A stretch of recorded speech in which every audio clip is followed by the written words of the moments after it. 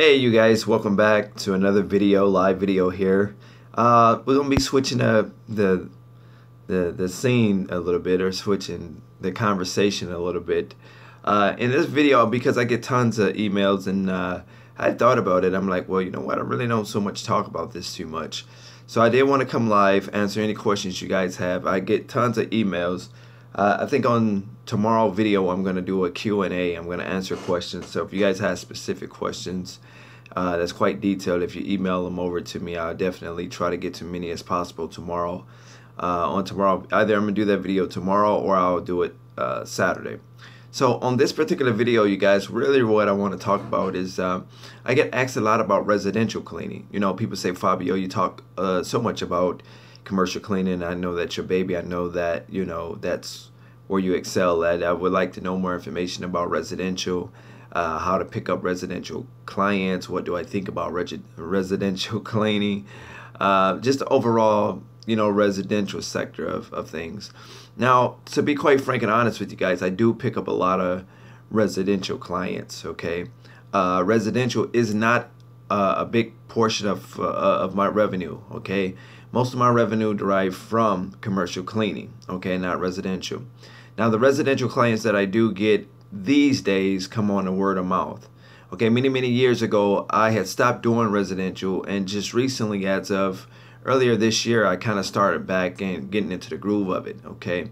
The reason I had stopped residential, to be honest, is that it's more nitpicking in residential cleaning, I find, than it is in commercial cleaning. And there's a high risk of, I guess, messing things up or fucking things up, if you will, right? In terms of being negligent, okay? Now, if it's not you that's cleaning the facility, it's not you cleaning the home, you kind of don't know which way things are going to go, okay? Like, you can interview, you know, so many people, you can have some of the best employees, but that doesn't mean that things won't get messed up, things won't get taken, stolen, things won't be messed with or anything of that sort. So it was a big, if you will, a liability to me. And I didn't have any problems in that arena. It's just, I don't know, I didn't find it to be very profitable. Here's what I find out with the residential. I'm very good at picking up residential accounts. Like I said, the techniques that I use, which is most of what I talk about on my coaching call, is very simple. It's just not common practice. You know, it's very simple stuff. It's just not common practice, but I make it work for me because I do it in such a way with, you know, I just have a way of doing things. Like, I do it in such a way that it, for me, picks up traction. Now, here's the thing that I find with residential cleaning. Most of the time, you're not going to make as much money with residential cleaning, I personally feel, as you will with commercial, which is why I talk so much about commercial, you guys. Here's the thing. With commercial cleaning, you get to get that money residually, month after month, correct? So, but with residential, you can get that money, but you may not get that money. Here's the thing that I find with residential. A lot of residential homes want you to clean it one time, and then they don't need you for another 3 weeks or so, right? Or they want you to come every other week. To be honest, it really wouldn't be no money with that. Like, you would need something a little bit more stable, if you will, to really make a nice line of revenue with that. Now, Molly Mays and some of these other brands and some of these other companies out there, these franchise companies, they tend to do a great deal of income, make a great deal of money with that sector of doing residential cleaning because they've been in the industry for a minute now, right? They've been in there for a long time. So they have a dedicated, loyal residential clientele, you know. So with somebody like you and I that might just be starting out, the thing is that you might get a job and they might ask you to clean. You clean the home and then they don't need you no more for another 3 weeks. Okay, so let's just say you were waiting on that client alone. Then that means you're going to make a payment. You're going to get a one-time payment for the month, right?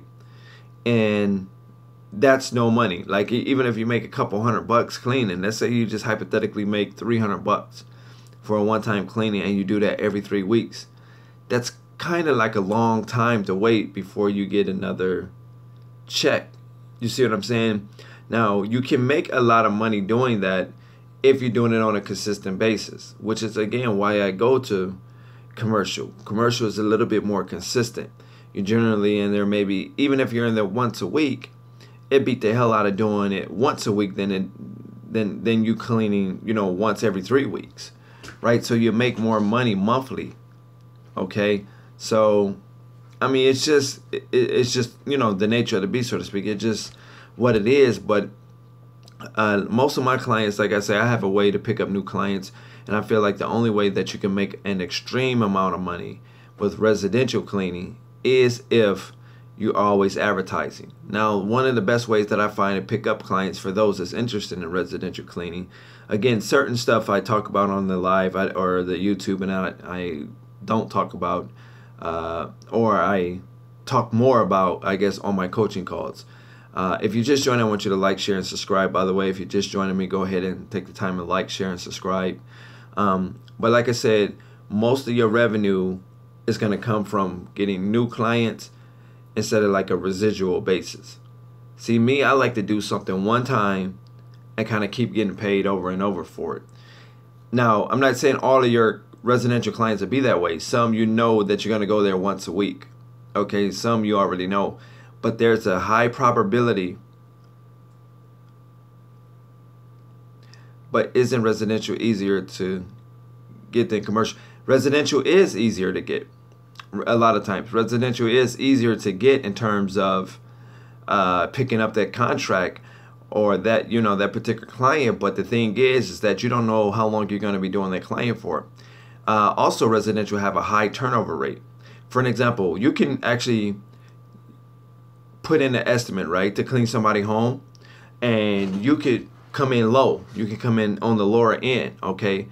But the minute somebody, solicit them, and let's say you got this client, right? Let's say you're charging, I don't know, $250. Hypothetically, use small figures here. You charge them $250 to clean their home. This is a once a week client that you have. There might be somebody that come and do it for $150. It's more of a high turnover rate in the residential. Please believe me when I tell you. Because a lot of times these homeowners, they want to save money and get a good cleaning. By the same token, they saving money, right? Whereas it's not always the same with commercial, because see, there's a lot to come with commercial. Commercial, they trusting you with their whole business, the inside, the operation, the way the business, the key and a code type of thing, giving you the password to secure the building, giving you key cards, right, to have access to the building. So it's a big thing. Like it's a different dynamic. A lot of companies don't want a lot of people in and out, right, trying to clean their facility. They're rather, a lot of times, unless you absolutely suck or for whatever reason you're just not gelling, they'll let you go. They'll let you go. Sorry about that. So a lot of times what happened is commercial, hey, how's it going, Ozzy? A lot of times commercial, I sent you my contract. You send me your contract? I don't think that I received it, or at least my assistant didn't let me know. I'll take a look at it tonight, I promise. If you sent it, it still should be in my email. Following this video, I will take a look at your contract and give you what I think about it, okay? Is your number in there? If your number is not in there, I probably won't be able to call you, but go ahead and leave it, and I'll call you and let you know, the ins and outs. But anyway, this is why I like commercial opposed to residential. Like I say, residential a lot of times are one-time cleanings. Or they'll say, well, I want you to clean once a week. And then they'll call you out of nowhere. Trust me, this is just with my experience, you guys. I don't know, it might not be like this for everybody. They'll call you, and let's say Fridays. They want you to clean every Friday. Okay, now the money is generally there. They generally pay, leave the money if they're not going to be available. If they're going to be available, they cash you out right after the cleaning. So the money is generally there. But let's say, for an example, like tomorrow is Friday, or what is it, after midnight now? Yeah, it's Friday now, right? Yes, bookfabiohart@gmail.com. It's probably there, dude. It's just my assistant probably haven't let me know. But I'll take a look at it personally. I promise you I will. Okay, so a lot of times, let's say with today being Friday, let's say you clean every Friday for your residential account. Come next Friday, there's a high chance that they'll tell you not to show up, not to come. Okay, and sometimes it's because they got other obligations going on. They're not gonna be home. They're going on a field trip. They're just got family issues. Just a lot of different things, right? That's highly unlikely in the commercial side of things. So you see where I'm going. Like if I tell you guys, okay, cool. If I tell you guys like, okay, let me see, you guys got things coming in. Let me see, I can't find a solid way to price the restaurant business. I'll be able to help you with pricing. I'm not sure, Kevin, did you email me? Well, with restaurants, that's a terrible way. That's a terrible part of the industry to be in. To be honest, is you're never really gonna get paid what you should get paid in that, because if you go too high, they're gonna tell you never mind. You know, they want you to do it for pennies on a dollar at restaurants. And they're pretty greasy. They hard to clean, etc., etc. But moving back to what I was saying, let's say tomorrow. Okay, today is Friday. There's a high chance that they'll tell you that they don't need you next Friday. Oh, okay. I probably didn't get it. I don't check the emails, Kev. So my assistant, she grabbed all the emails to get it over to me. If you didn't leave a number, then there's a chance that, you know, you won't hear back from me if you didn't leave a number. If you left a number, I will call. But a lot of times I've called several people over the last few days or so that left numbers and they haven't picked up, things like that. So that's that. But anyway, there's a high chance that in the residential side of things that when you go, accounts are easy to get, but harder to like keep. You know, you have to really kind of go the extra mile. They nitpick a lot. Like if you don't do this right or you don't do that right, they want to let you go. Right, or as soon as another company comes through, they're more willing to give another company a try that's coming in at a lower rate. So it's great money to be made in that rim of cleaning, right? Once you have a system in place, like we have a system in place, but most of my revenue come from ongoing advertising, to be honest. Okay, because you're not gonna get an account that you clean in somebody's house every day.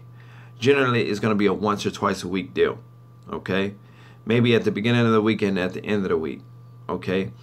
But you're not going to be there every day. You're not going to, you'll make more money in volume in terms of how many clients you have overall than you will one specific client.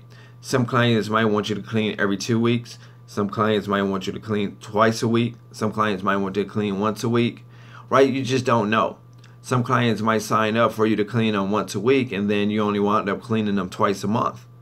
Right, because they have been canceled out on you or told you not to, gave you a call or gave you an email or a text message and told you not to come to clean, you know, your regular day. Which every time they do that, it takes a bite out of your revenue. Okay, again, I don't want to discourage anybody that want to go into residential because it is a viable market. There's money to be made in there.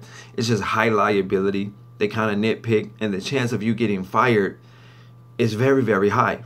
Fired, that's not even at your own cost. Okay, so that's what you have to kind of consider when you go door to door, or when you, however you marketing, picking up these contracts, whether you're doing online or however, like I say, however you get your new contracts with your residential. There's a high chance that they cancel you out a lot faster than a commercial cleaning company would. Okay, but again, there is a lot of money to be made. Sometimes they'll ask you if you have insurance. You know, they'll want proof of that, and that's fine. I mean, you should have that anyway. If you don't have it, then eventually you will get it, but you should have it anyway. You know, let me see what else. A lot of times you'll go in, they'll agree to one price to do, you know, X, Y, and Z, and then when you get in there, they want you to clean the basement, they want you to clean the garage, they want you to do extra favors for them. That's not, you know, written up with what you guys agreed to do. So you have to think if you're going to do that, right? Whether it's you or whether it's your staff. Because if you do an extra favor or if you move a table, that's an old antique. You know, maybe they couldn't do it themselves or whatever, or maybe the guy, he was waiting for you to come all along, and then you move and then the leg fall off, you know, of this antique table. That wasn't what you were really supposed to do anyway, you know. So I will tell you guys, if you are in the residential side of things and you have a staff working in these particular houses, if they're not sure if they should do something, thanks James, if they're not sure if they should do something, you should always have your phone line open to be able to accept their text message or their call. You want them to consult with you first before they move something, because the liability will fall on your company. Again, to me, I feel like it's extremely liability cleaning homes than it is the businesses. They nitpick a lot, okay? Sometimes these people have Alzheimer's. Sometimes these people, you know, they got 1,000,001 things. They blame you for their problems, okay? They have family, you know, situations and whatever going on in their livelihood, and you're the cleaner that's coming to do the one-time cleaning. And man, it's more of a headache just dealing with them than it is cleaning the job. They'll ask you, can you clean out the refrigerator? Can you clean out the oven? Can you wash down the basement steps? Can you, like, you know what I'm saying? Like, they'll ask you to do a lot of different things that wasn't written up in you guys' original agreement. Okay, but like I say, these contracts are more easier to get than commercial. They are. But you don't know what the workload is going to be. You don't know when your next check is going to come. Okay, again, because they could sign up for a once-a-week cleaning. I'm just letting you guys know. It's, you know, they might sign up for a once-a-week cleaning. It's generally once a week or twice a week. It's very rare that you're going to get a homeowner that wants you to come every single day. Generally speaking, it's once a week, twice a week at the most. Okay, so, but it's a gamble, because you can do it this week and then next week they might say, you know, don't come. Right? And every week that they do that to you guys, you lose money. Now just think, if you have 5 clients and 3 out of the 5 does that, right? So everybody, you know, the other 2 agree and you're there consistently. But let's say 3 out of the 5 cancel you guys, you know, week in and week out. You're losing revenue because you're not going to be able to bill them for a day that you didn't work, even though it was written up in you guys' agreement and they signed and dated. You still can't bill them for that day just because, you know, it was written up that way. Because they're going to look at it like, well, you didn't do the work. We didn't need you that day, so why do we need to pay you that day? Okay? That's what I'm saying. So that's why I'm not a big proponent of residential cleaning. It is a viable market. You can make a lot of money with that very, very quickly. It can add up. I have a YouTube subscriber right now. She's up $900.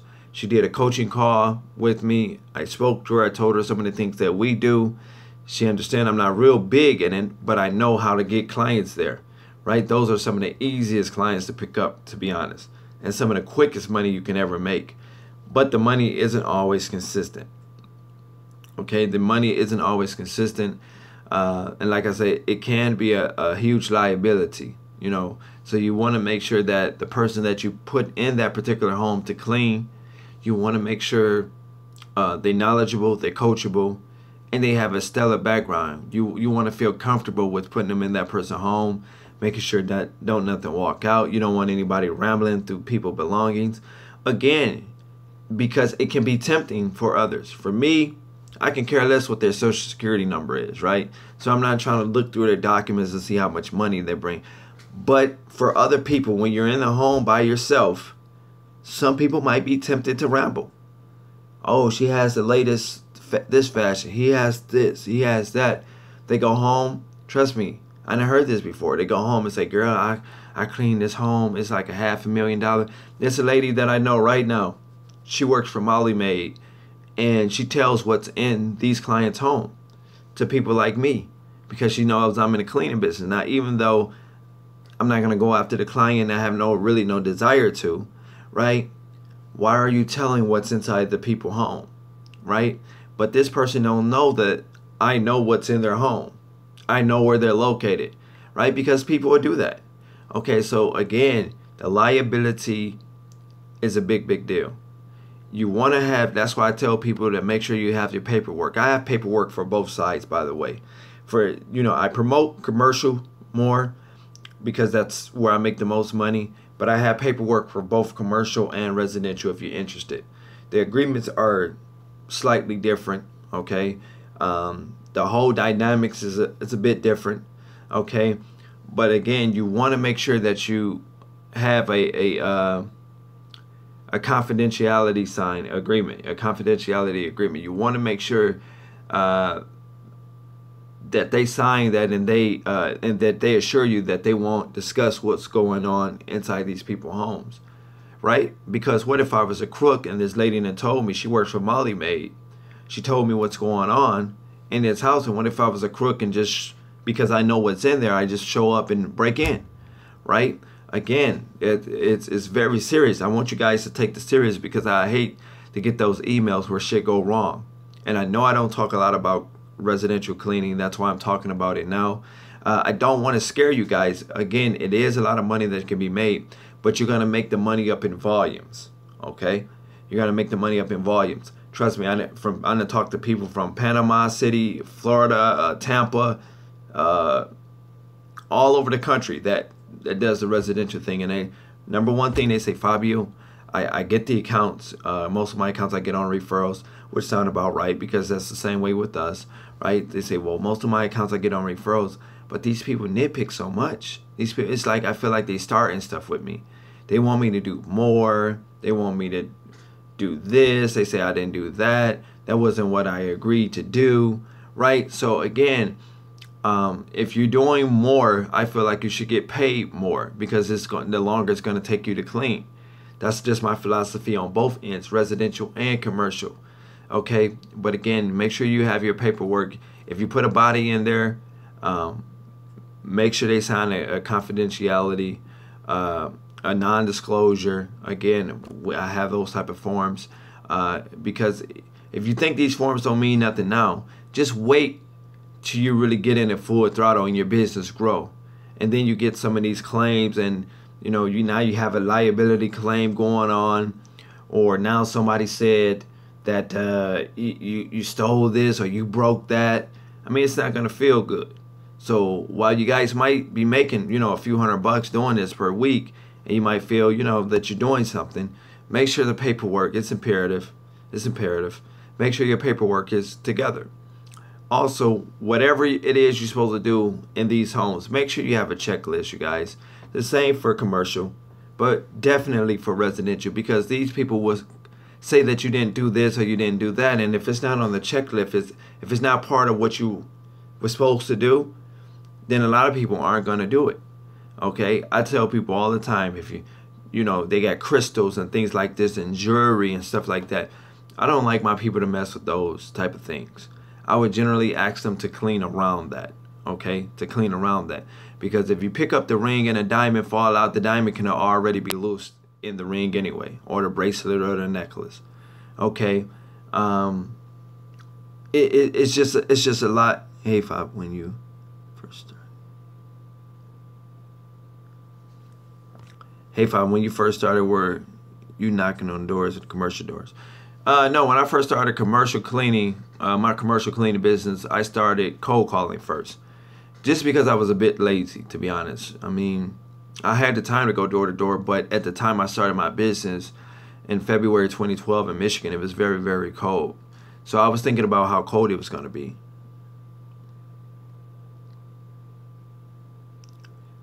I see you, Corey. I'm going to read it and come back to it, I promise you. So, I started off using the phones. I used the phones for 2 months straight. I did not get any traction at all. I didn't get any traction at all. And I'm like, man, I wanted to get my account in the first 60 days and I wanted to get in the first 90 days. And it wasn't until after 2 months I stepped out and I started going door to door. It's when I finally got my first contract, going door to door. My first contract was a chiropractor office, and my second contract was like a copy shop where they do faxes and printing and that type of thing, t-shirts and stuff like that. So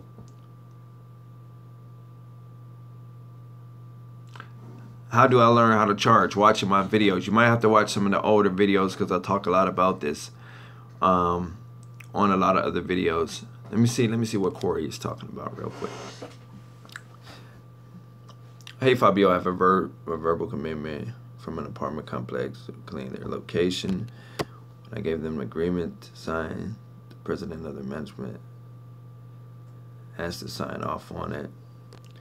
I've been waiting to close a month and follow the email. The president hasn't signed off on it yet. I go around the apartment complex and contact the management company myself. Yeah, you just have to contact the president. If the president is the one that is supposed to sign off on it, you have to get the decision maker to sign off on it. Okay? Or if you have an assistant, a lot of times you have somebody designated. Like a lot of times with these big companies or these big property management companies, if they can't sign, they have somebody designated who can sign in their absence. Okay, so you can find out if they have an assistant or somebody who's supposed to sign in their absence to go ahead and sign. That way you can get started working, you can get to making some money. Okay, but I would suggest that you reach out to the president, or to find out if the president has somebody designated who could sign off in his absence or her absence. Okay, so that would be the best way that I suggest. Verbal agreement is not a void. You don't ever want to do a verbal agreement because things can go left at any time. So it always got to be on paper as far as I'm concerned. Okay.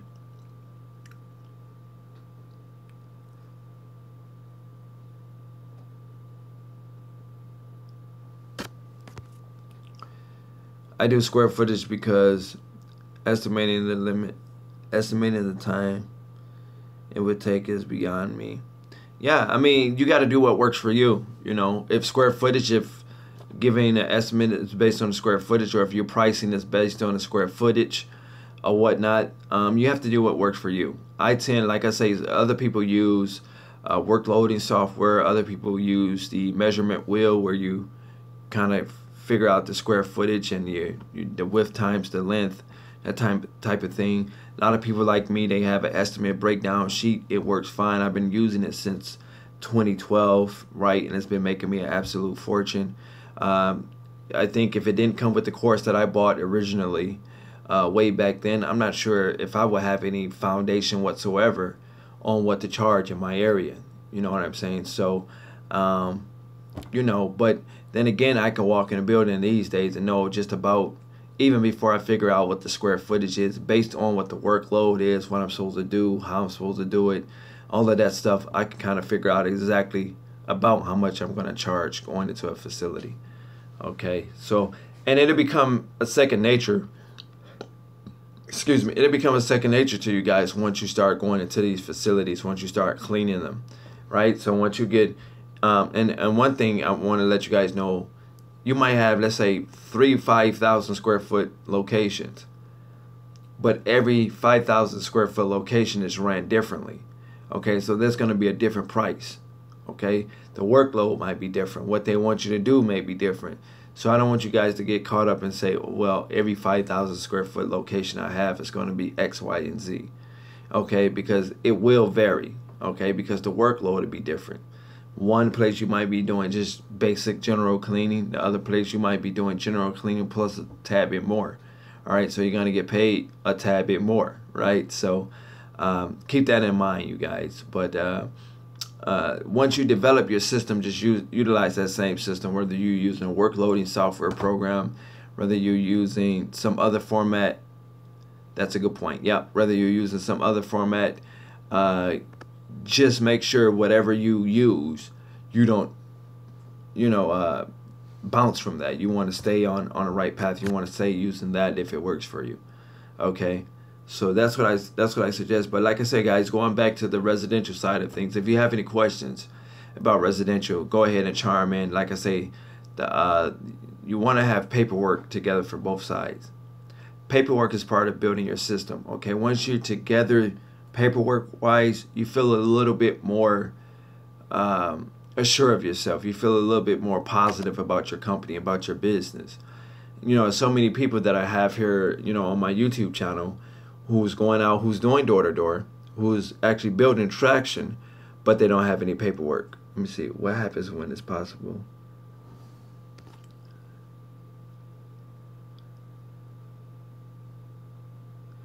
What happened when it's impossible to get the square footage? I would say it's never impossible to get the square footage. Okay, if they don't know the square footage of the building, another technique that I like to do is you just Google that building. You try to figure out when that building was built. A lot of times online it'll tell you how big the facility is, when the building was built, you know, the type of foundation. It'll give you a lot of stuff on the internet. And you might be able to contact the construction company that built the facility.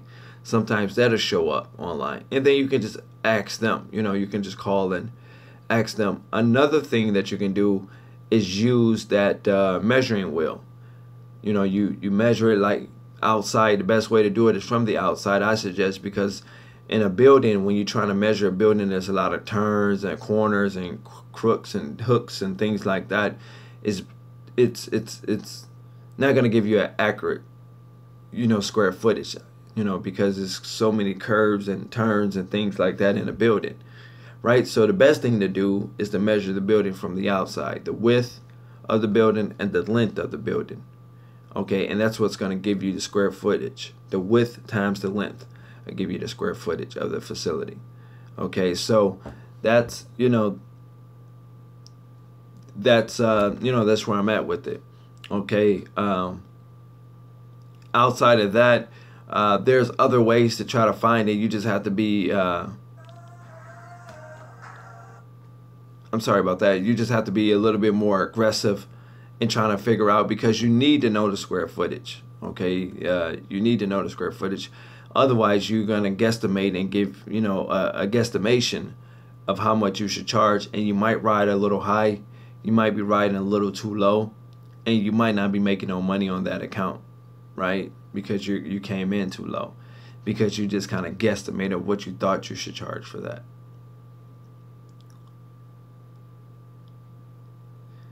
Do you ever get denied by prospective residential clients based on their race and gender? I'm hearing a lot of people rather have a woman at home. Well, generally speaking, women do clean the homes. Like with me, I never clean the homes. All I have working for me is women. That's on both sides that clean residential homes for me.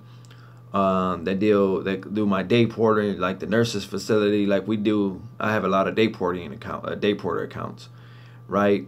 And my move in and move out for the apartments.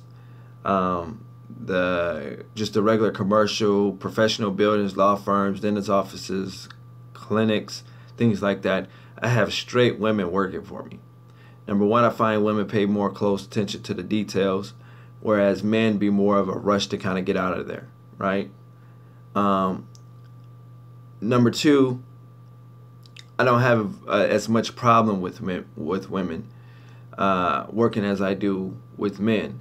Now, I might get a conflicted, it's not hard, but it might be a conflicted interest when you have multiple, let's say, females working side by side. You know, it could be a conflict of interest. But when you have one person designated for one account and they're working by themselves, a lot of times they pay attention, they get the job done.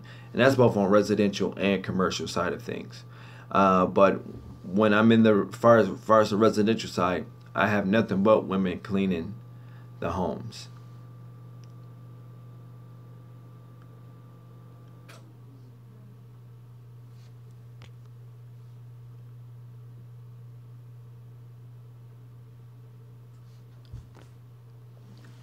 Okay, so Tony says, so when you're measuring, you go outside the building and measure the length and the width. Yes, measure the length and the width. He said, number two, you're only measuring the floor space though, right? Right. You're measuring the total square footage of the facility. Okay, so if let's say you're doing multiple floors, then you would kind of multiply that up. Okay, you'll multiply that up.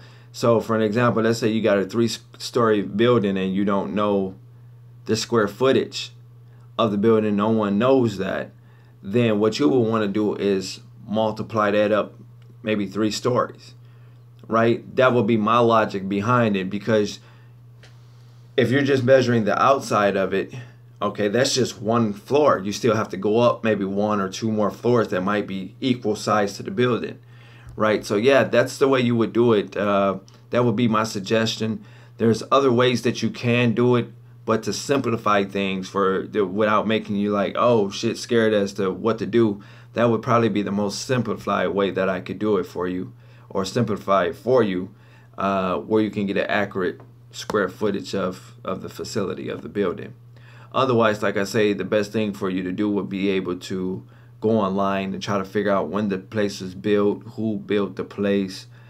A lot of that stuff is public information. A lot of it is on the internet. If you just kind of Google the facility, and it tell you, give you a floor plan of it, tell you about how big it is and that type of thing. Okay. And another thing I want to touch on, guys, because I get a lot of people say, Fabio, I want to be like you. You know that building that you do your videos out of, which they're talking about this building right here. This building, like I said, it's 4 buildings and it take up 5 blocks, right? It's one of my biggest accounts, okay? I make double digits here every single month. First of the month, double digits here. Okay, let me see.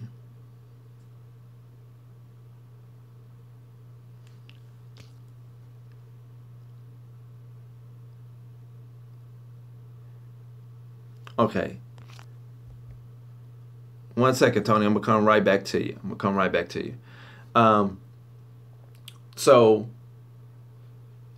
people want accounts like this. They say, Fabio, I want bigger accounts like this. Here's the thing. When you go after accounts like this, number one, you got to have the manpower ready, right? So you got to have the people ready. You got to at least have applicants ready to come in just in case you get an account like this. But I find these accounts are some of the most easiest accounts to get. Okay, the thing is, you will get a lot of man hours here. Okay, like plants and construction and stuff like that. You will get a lot of man hours there because it's a high traffic area. Okay, so 9 times out of 10, that'll be an every day per week account. Okay, you will still go the same way, going door to door, the same way that you would for a small account or like a medium-sized account. You would do the same thing for an account like this. Okay, and you can get an account like this, you guys. A lot of times people think that they can't get an account like this. You can get an account like this.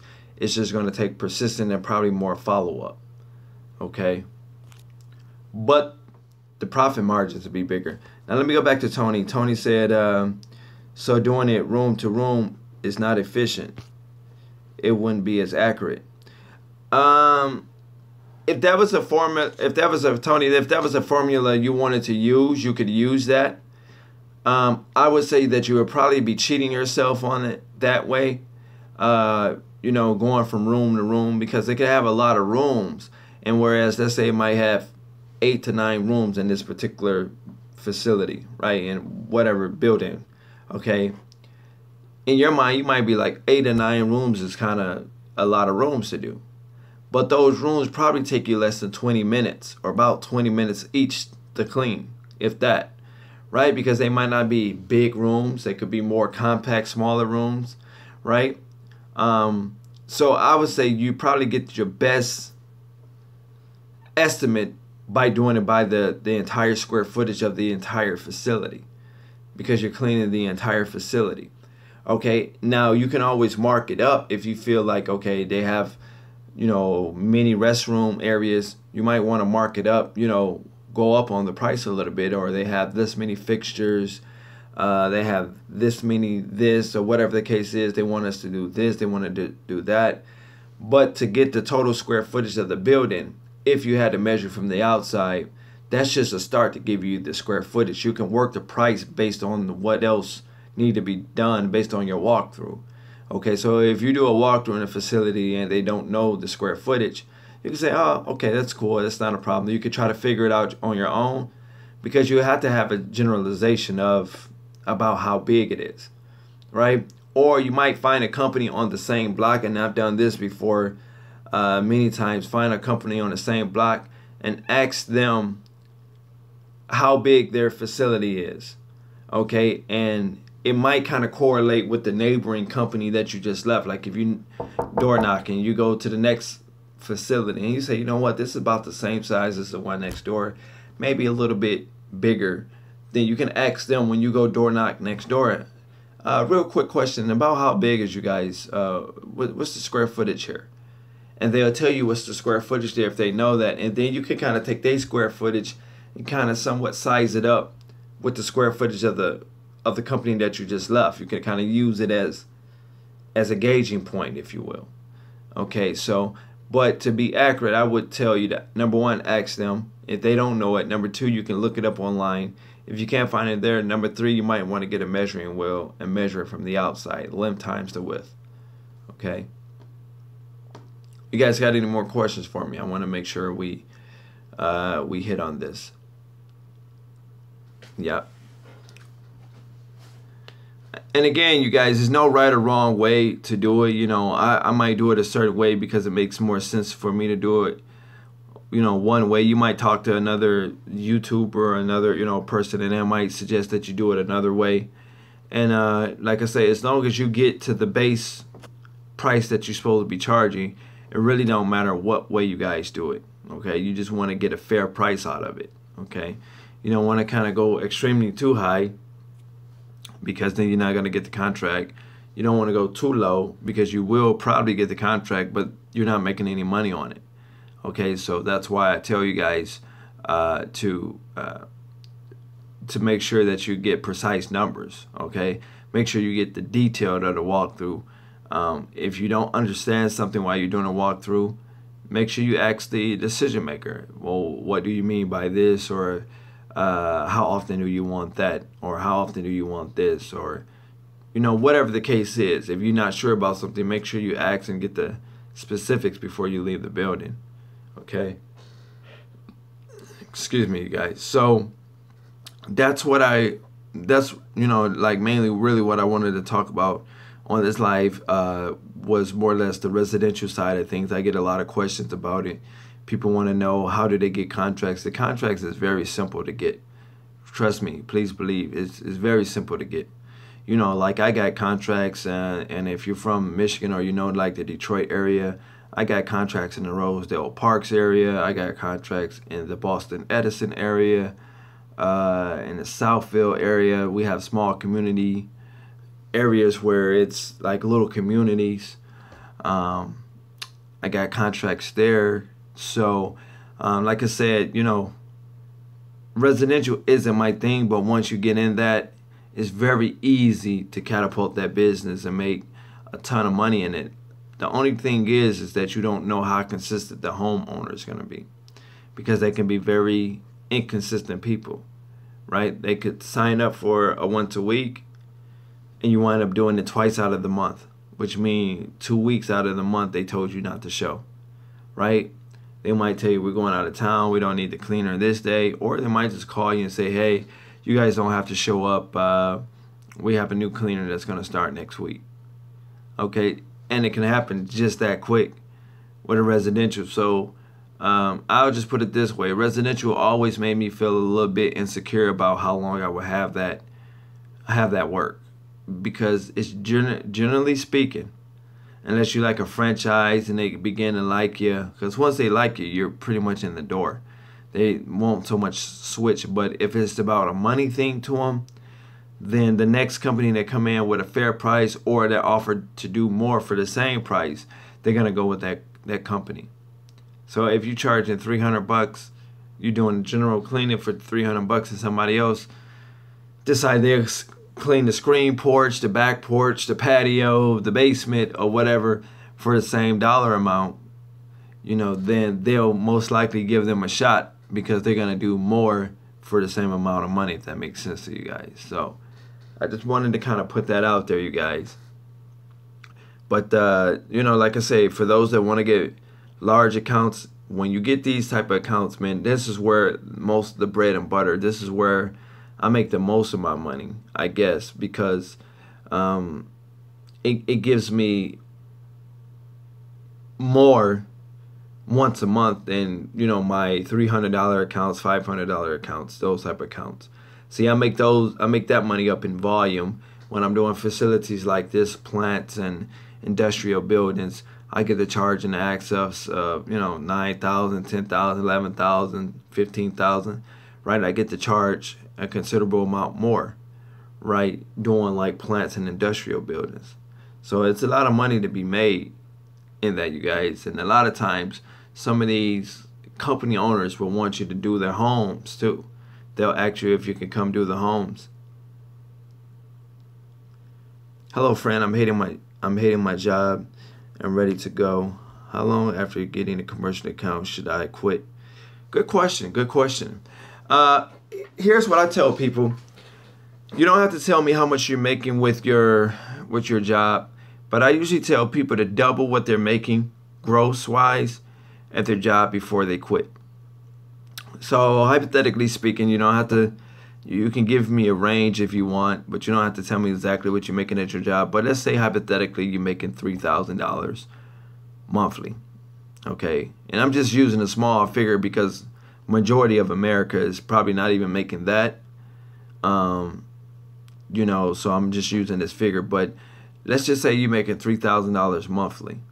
Then you'll probably want to make $6,000 in commercial cleaning, okay? Now you can quit making $3,000 doing commercial cleaning, because obviously if you're here's my philosophy, the way I think. Obviously if you're making a living at $3,000 and you're still able to handle your bills, your car note, your you know, whatever the case is, okay, so I was pretty much around the same. So we'll play with, you say you make a $2,500 monthly. So I'm still playing with the $3,000 figure. Hold on, Leon. I see you. Stay tuned. Stay with me. Let me answer Neonta real quick. So, okay. So we're gonna play with the $3,000 figure, Neonta.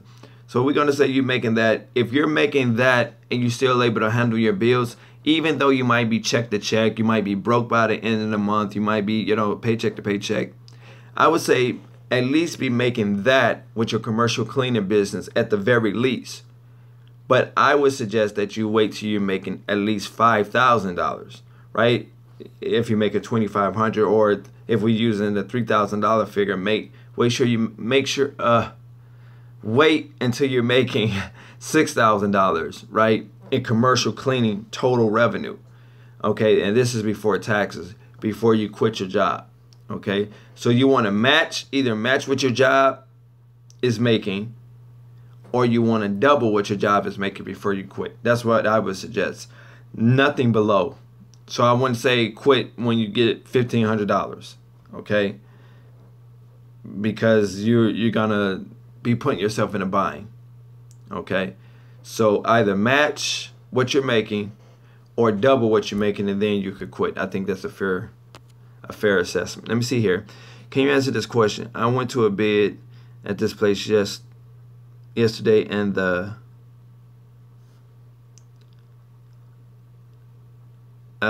we're missing something, Leon. Oh, okay. Answer this question. Yesterday, and they called me today, and they.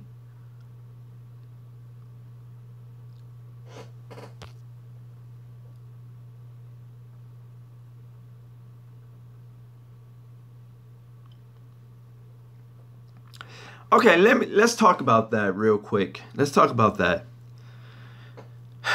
Because I've been getting a lot of calls with that in regards to having a $1 million auto insurance policy, and a lot of times what happens in these companies, they sending you to third-party companies that they work, third-party vendors that they working with, that they go through to pretty much inspect your company, inspect the legitimacy of your company, to make sure you got this, you got that, you got the proper this, you got the proper that. Now, I'm assuming you ask me if you should go and acquire a $1 million policy to be able to get these contracts. On one hand, it's good to have, because if it's a mandatory thing in your area. And it's really, to me, it's no difference than insurance. I mean, it's like having $1 million insurance policy, general liability. Now, if you have insurance already, you can let them know that you have insurance for that. But what this seems to be is like a separate thing that these companies want you to go through dealing with their particular vendor, okay, and not necessarily your insurance agent. Okay, so and it's a lot of different company names. You know, I've talked to people in Florida and talked to people in Texas, talked to people in Virginia, and they call me about the same thing. These companies want them to have auto insurance and auto and this and auto that, and you got to have $1 million in this and $1 million in that. And people ask me, they're like, man, why do I have to have this? I think this is just a new wave. I think this is just a new wave. And it's one of those things, like I say, it don't hurt to have. If you can afford to get it, go ahead and get it. If you can't afford to get it, the customer wants you to have it. Basically what it is, Leon, like I say, is let me ask you this, Leon. Do you have general liability for your company? And what's your policy for? Okay, so you do have it. What's your policy for? You don't have to give me the direct number. Just give me a range if you don't mind. Yes, $2 million. Well, I think that should be sufficient enough. I think that should be sufficient enough. You should go back and let them know that you do have a $2 million liability, general liability policy already. And you need to know a little bit more information, because see, what happens is this vendor, you don't necessarily know this vendor. And you're going to supply them with a lot of personal information and business information to appease this potential client. That's what happens. So they ask you for this information, get this information. They run it through their system and check, and then they give that client the okay to hire you. Once they give the client, because it's not the company, it's the client that wants you to do this. The company is just a vendor of that particular client that you're looking to go for, right? So what happens is, once that vendor give the client the okay to work with you, then they'll hire you on. Here's what I tell people. See if you can get a definite, for sure answer that you will be able to pick up that contract before you do it. Because generally speaking, and it's probably the same way in your area in California, generally speaking, they'll ask you to pay a certain fee, like $99, $100 for the whole year, $200 for the whole year. And you could correct me if I'm wrong, but a lot of these companies, that's what it is. You got to pay this fee for, you know, for them to check into your company, which really doesn't make sense to me. I would suggest that you just go back. You let them know, hey, I can show you that I do have a $2 million policy, you know, and I will be more than happy to show that to you. But I need to know a little bit more information on why you guys do it this way, or why, you know what I'm saying? Because I think a lot of states are starting to do that. Personally, I haven't bumped into that yet. But I've been meaning to bring that up because a lot of people have been bringing it up to me. So I've done a little research. That's how I'm able to talk about it a little bit, because there's a lot of companies out there that's doing it like that, where you got to deal with this particular vendor and you're going to give them your information. The thing that bothers me is I give this information to them not knowing if they're going to really hire me. So here it is, I'm going to pay $200 for their whatever, right? They system, they thing. And then what if they don't hire me? So I just gave $200 to them and then they still didn't hire me. So try to get some definite answers as if they're really going to hire you. Try to at least get that under contract. Say, okay, you know, I would love to do that, but you know, I just need to make sure that that you guys are pretty much essentially serious about hiring us before we go that route. Now, here's what they're going to tell you. Here's what they're going to tell you.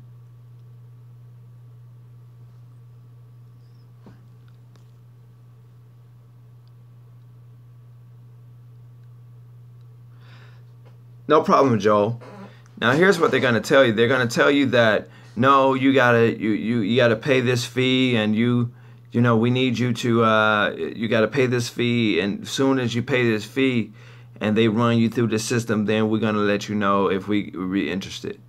Okay, and that's the thing that kind of make me feel a certain type of way, because I could be wasting my time, right? You could be paying that fee and then they might not hire you, and then you already paid this money. Now, the caveat to that is that you've already paid for the entire year, but you might go to another company that use a whole nother vendor, right? Not specifically the vendor that you have. They use a whole nother vendor,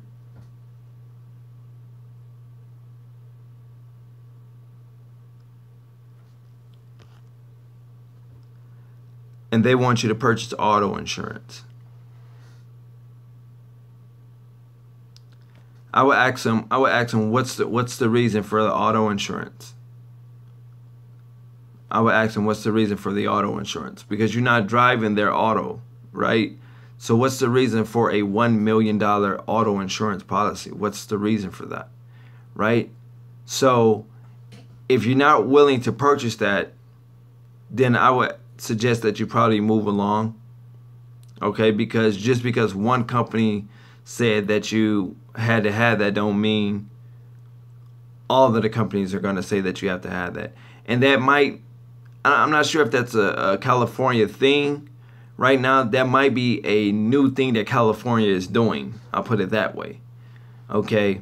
It might be a new route, because I've heard about that in a lot of parts of the country, asking you to have the auto program, the auto insurance for $1 million or $500,000, whatever the case. And like I say, if you don't feel comfortable with providing that information, because not only do you have to give them personal information about your company so they can look into it to give the thumbs up to the client, you still have to pay the fee that they want you to pay for this. Okay, so I can see you paying the fee and you providing this information.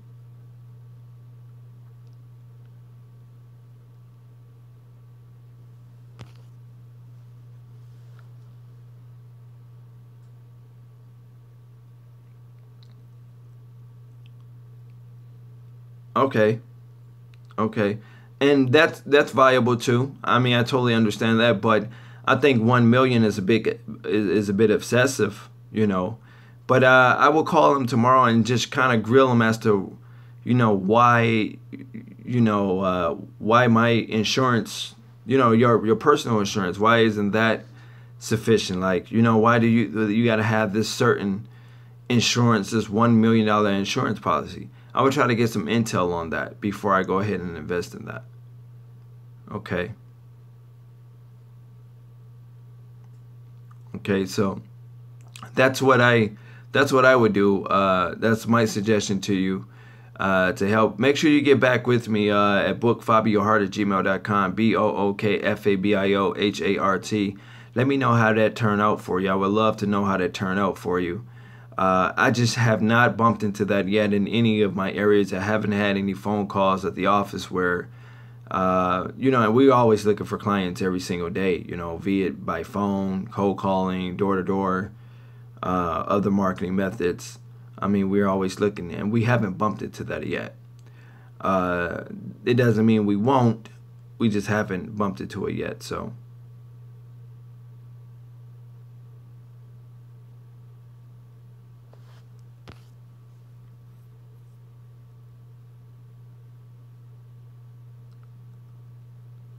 Thanks, Leon. I greatly appreciate it. Yep, make sure you let me know. Joe, he wants to know, got a question. What script would you use if you're calling after hours? The same type of script that you would use if you're calling during hours. You know, if you're calling it's after hours, you can just, hello, I'm such and such with such and such a company. The reason for my call this evening is to, and then you kind of go into the reason for your call. Okay?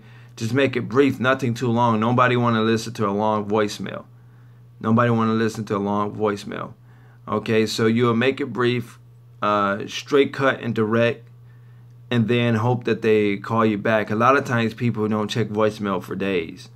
So you probably want to give them a few days to get back to you.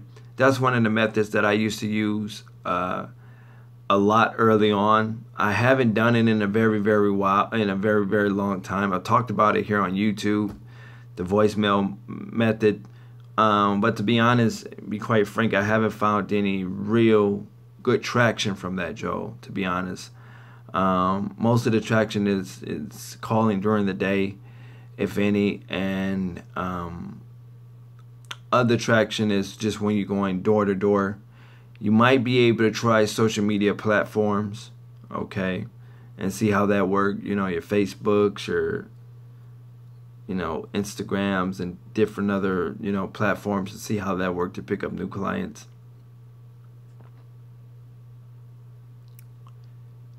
You guys, you got any more questions for me?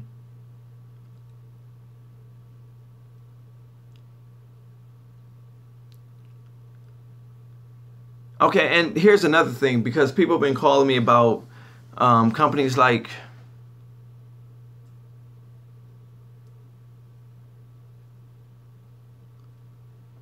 that's right, Leon. Now people have been calling me about companies like Thumbtack and companies like Thumbtack. Guys, here's the thing. You're nothing more than a glorified employee when you sign on to stuff like that.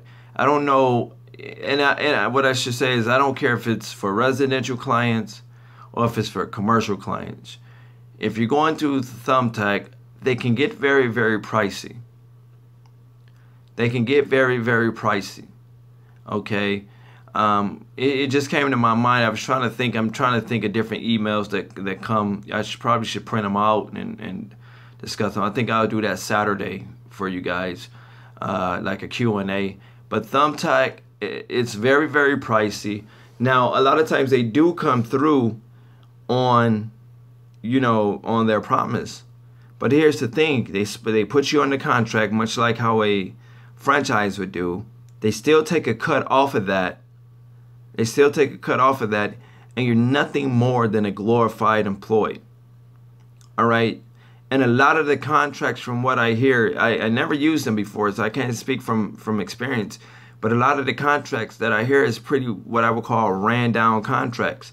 These are people, they hard to work with.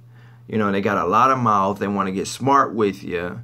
You know, they unprofessional. You know, it's just, you know, not worth it. It's not worth it. You know, it's hard work. You know, so it's just one of those things, you guys. I'm just not sure. Yep calls me every day. Yeah, so it's just one of those things that I'm not sure if you guys will really want to get into, because you might sign yourself up for companies like Thumbtack and put yourself in a situation that is really, really hard for you to get out of in the long run, because you're under this particular contract, you're under this, you know, you're under their watch, so to speak.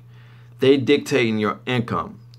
Yeah, they call you and they say, I got business. If you just work for me, I found you on Google. I found you. Trust me, I got emails right now. Is Amazon the same way? I'm not sure. I haven't heard nothing bad about Amazon. I know Amazon is moving into that realm of things, but I haven't. It's relatively new with Amazon. I haven't heard anything about Amazon at the point. But I have no aspirations whatsoever calling myself a businessman, being subcontracted to do some work for somebody else that's going to cut me a check where there's a middleman involved. Because I want to deal with the client head up. I don't want to deal with the middleman. If I wanted to deal with the middleman, then I would probably be signed under a franchise, right? If you want to run your business totally independent, then you have to call the shots.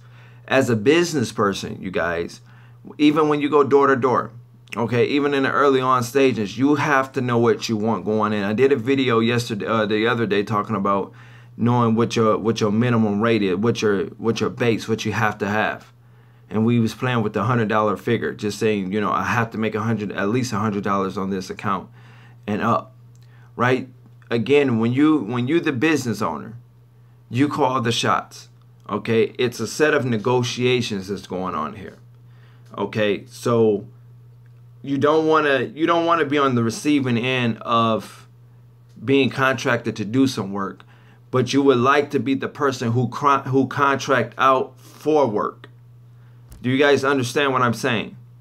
You don't want to be the person that when Yelp call you, or Thumbtack, or Home Advisor, and these different people, they call you with these jobs and things. They're contracting you to do the work. They're going to take a cut, and they're paying you peanuts a lot of times, right? So they're getting the bulk of the money. You're just a glorified employee. Yeah, you have a business. Yeah, your name is on the map. Yeah, you feel accomplished because this is, you know, you're doing your own business. But the thing is, a lot of times you have to be the one that works in these companies. You have to be the one to do the work, because the profit margin range is so low, you're not able to really pay people effectively what you should pay them and still make a profit, if you will. So what happens is when you're dealing with these Thumbtack, again, and I'm not talking bad about them, because I heard people that who really like Thumbtack.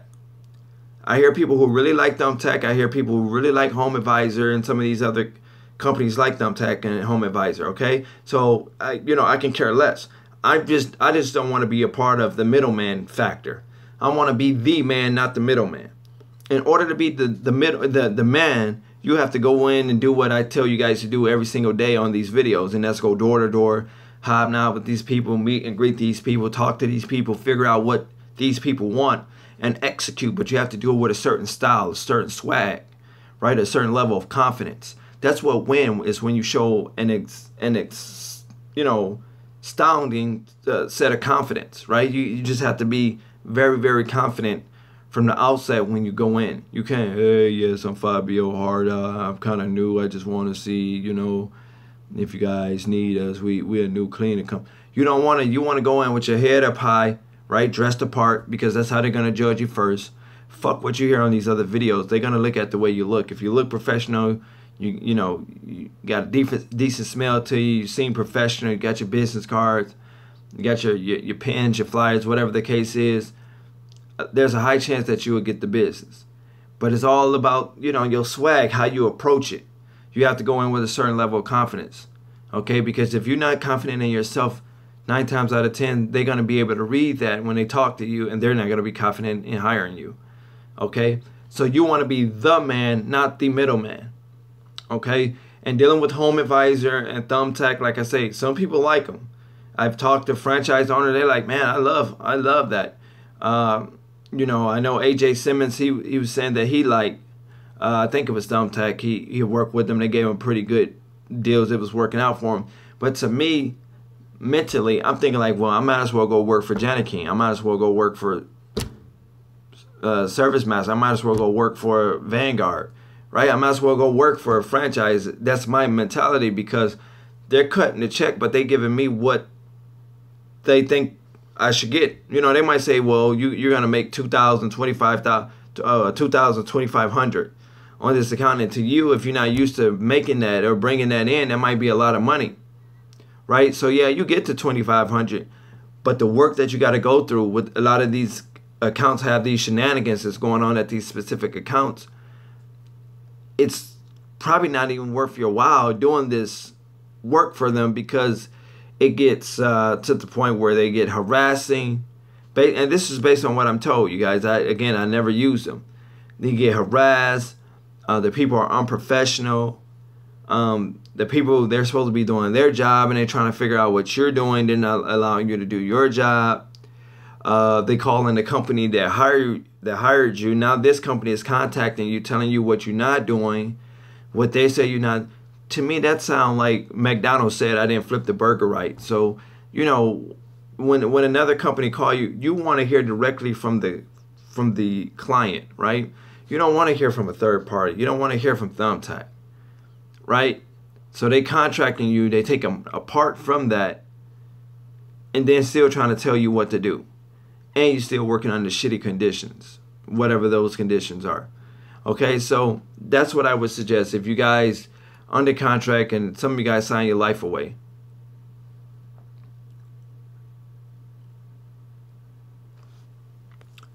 Leon say, I know somebody that's a franchise from Stratus, and she has lost accounts, and because it was her fault, the franchise made her pay them 3 times for that account. It's worth to pay.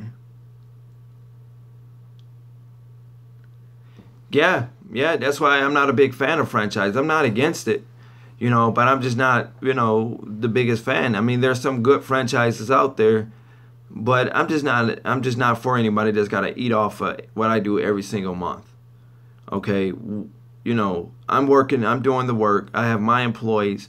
It's hard to have employees. If you notice, most people who have franchises work in the business themselves. Most people who have franchise, and I'm not saying all, I'm saying most people, they work in the business themselves because what they're being paid is so low wage-wise that they really, really can't afford to pay anybody to do the job for them and them still make a considerable amount of profit. At the end of the day, you're in business to make a profit, right? Not just to say, have a shirt to say your name on it and say, I work for Janikin or I work for Vanguard or whoever, okay? And most people, and I found most people who do have employees, it's their family members, right? Because they can give their family members whatever, right? So, hey, once you help me do this account, it's their family members. Let me see the Fluent one. He says,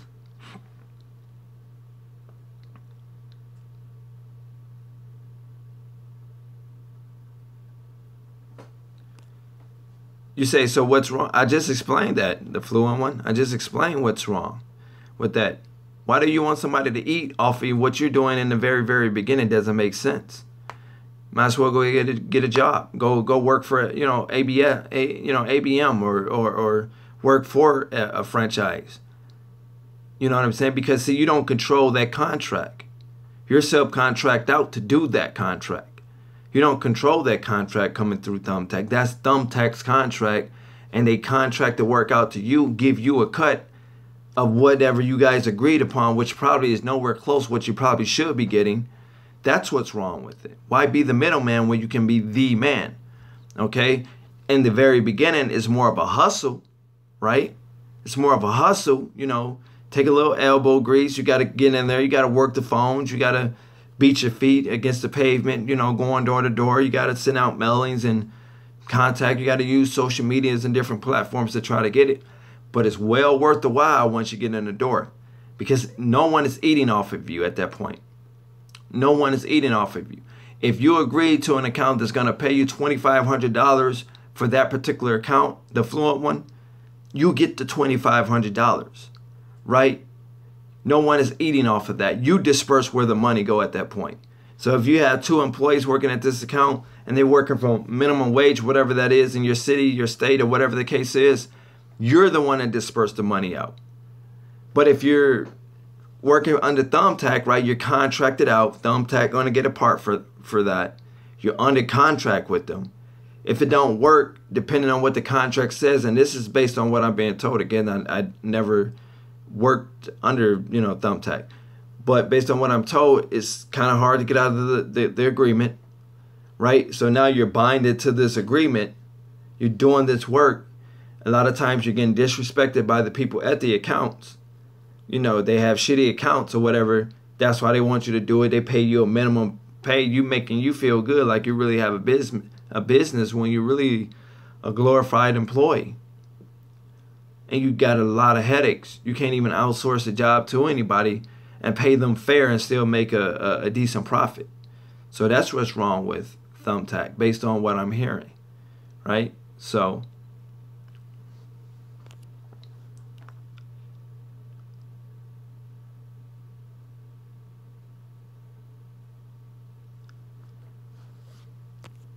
it costs you money every time a new customer sends you a message, even if you don't get the job. See, and I heard that too. Who is that with, James? That's Thumbtack?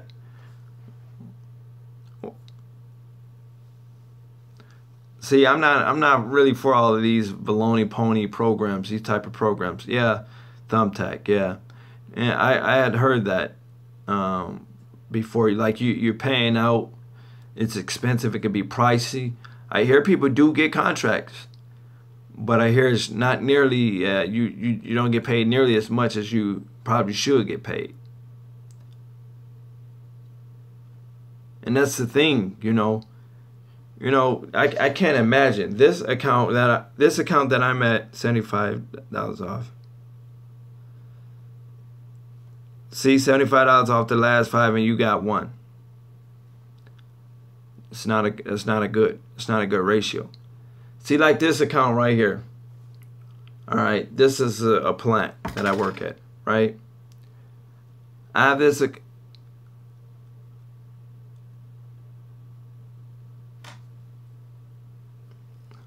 I got this contract. I won't tell you exactly how much I make here, but it's between $10,000 to $15,000 monthly. Now, can you imagine probably what I'll be getting paid with a staff? Okay, I have a staff of 4 that works here. With a staff of 4, let's say they paying that, we're just going to use $15,000. Let's say they paying $15,000 to Thumbtack, or whatever the case is. Thumbtack gave me a portion of that. Thumbtack might give me $4,000. You see how much I done gave away? Thumbtack might give me, because they still have overhead, they still have employees, they got a cost, and they still got to pay their employees, right? So Thumbtack might give me $4,000.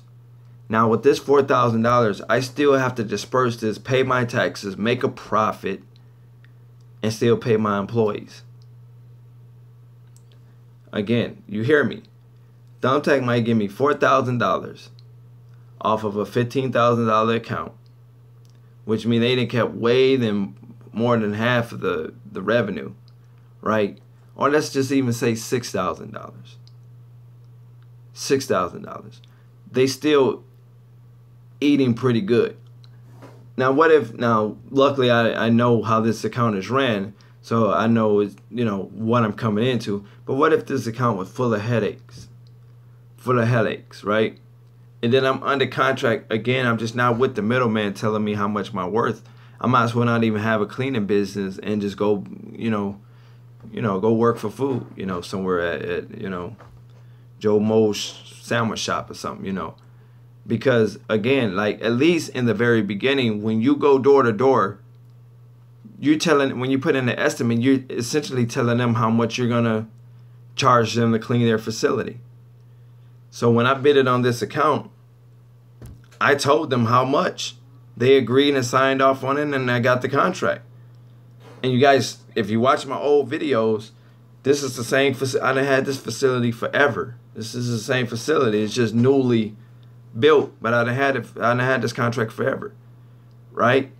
So again, like I said, you guys want to cut out the middleman. You want to cut out the middleman. Now, if you're the person who's selling the contracts, like I've sold a couple contracts just recently. Okay, I had contracts that I had when I first started my cleaning business, and we just recently sold them because I'm not making a profit on them. Because in the very, very beginning, I bid it so low because I just wanted to get the contract. Okay, so here it is. I'm paying a person to clean it just so I don't have to clean it, but I'm really not making a profit on this particular contract. So what I did was I sold these particular contracts that I got early on, which I still had to just recent. I still had for a very long time, right? But I sold those contracts because it's just not profitable enough for me to have them. I can do without those particular contracts. Okay, so I sold them off to somebody that was interested in buying them, which means I marked it up. I made a profit on it. So again, you got to think smarter, you guys. Can't think harder. You got to think smarter. Okay, same thing with VA. In VA, I had a nice little stable up there, right? VA, I had great contracts and agreements, my lawyer, all of that stuff. So I was pretty good in Portsmouth, and I was pretty good in South Beach, Virginia. Pretty good in South Beach, Virginia. I stayed in both areas, Portsmouth and South Beach, right? So the thing is I got contacted by a franchise there to sell. So I sold all of my accounts, but the only way I would sell my accounts if they was to keep my employees. Because again, I don't want to see anybody out of, these people been with me for a minute. I don't want to see these people not be able to have no food and take care of their families. You You know, and a lot of entrepreneurs don't look at it that way. They just look at it for the dollar, right? Now, if they wouldn't have kept my employees, then I would probably still have those contracts today, because I had a pretty good team and I know what they're capable of doing, right? So I don't want to put my employees in a situation where I sell this company and then they fire all my employees, bring in a new crew, and now my employees have to look for new work when they already. Okay, so that's the reason why I sold, because it was agreed upon, it was written up that way, that they had to keep my employees, or at least offer the position to my employees. You know, they might say, you know, no, I don't want to stay here. You know, I don't want to work for this company. I'd rather work for the company I was working for, whatever the case is. But you at least have to offer it to them, okay? But if they said, no, we're not going to keep your employees, then I wouldn't have sold, because I wouldn't want to put my employees in a bind to have to look for a new job, right? So what happened was they cut me a check on the front end, majority of the revenue that I was asking for. So I asked for the majority. This is a business mind. You got to be a thinker. I'm just giving you guys, so when you get to this level, you get to selling contracts and accounts and different things like that, you'll know, but you got to have a great lawyer. You got to have a great lawyer. You got to have your paperwork. Guys, now this is a total different set of paperwork. This is not like my business agreement and things like that. This is a whole different dynamic of paperwork here. But I got a big check on the front end. Now they paying me monthly right now. They'll probably be paid off at the top of 2019. So every single month I get a check from Virginia from these franchise people. They cut me a check because this is what was agreed upon. So I got a check on the front end and I'm getting residual on the back end until it's paid off. That's how the financing is going. Okay? Again, you got to think smarter, you guys. You got to think smarter. So if you're selling accounts, I'm all with that. I'm with that, because you get to mark those accounts up and dictate the profit margin on them. If they don't have a problem with that, they'll buy them. If they have a problem with, you know, what you're selling the account for, they won't buy them. But when it's somebody subcontracting you to do work, that's why when people ask me, Fabio, what would you think if I just donate time and I just work for a franchise company, Fabio? What would you think if I just work under my friend? He started a company. I could just work under him so I can learn the business as maybe an intern. That's cool if you just want to get that. You know, you want to know how to do the business. You want to know how to work it, right? But to stay under him and let him contract you out and just stay under him, bind you to something, I'm not with that program. I'm all with hands-on learning. You know, if you're working for them and they're paying you whatever, cool. I'm all for that.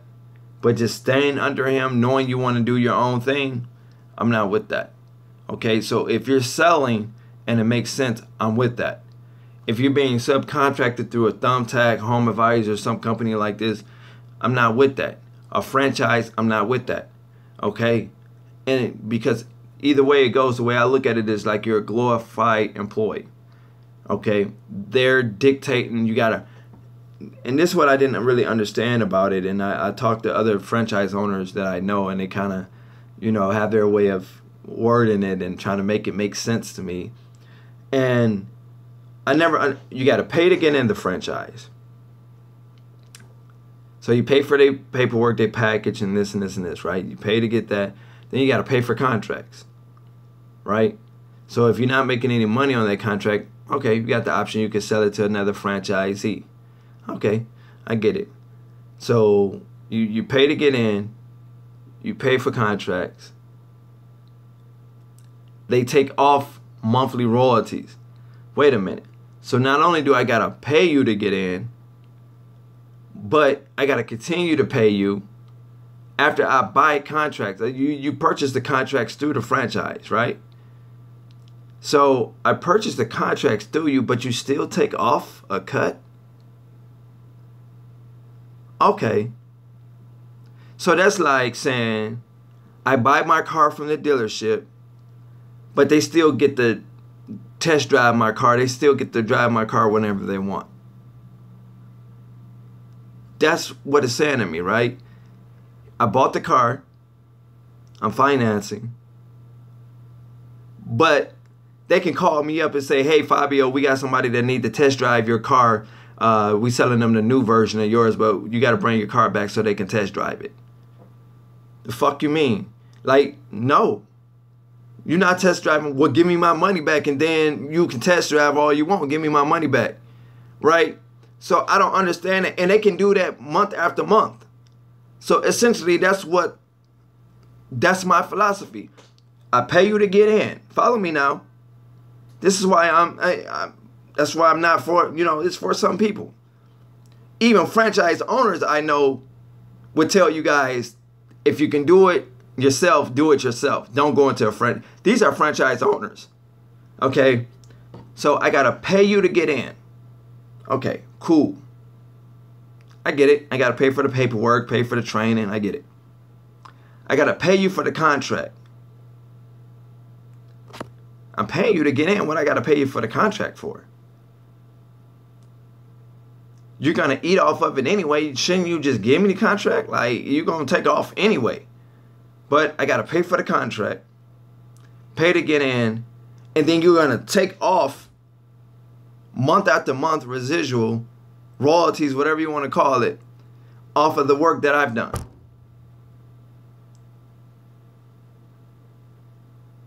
And then if I don't like this contract, I can sell it to another franchisee or sell it back, right? Man, you guys, I'm just trying to, I'm trying to make it make sense. Like I say, I got franchise friends, and I be like, dude, you a good one.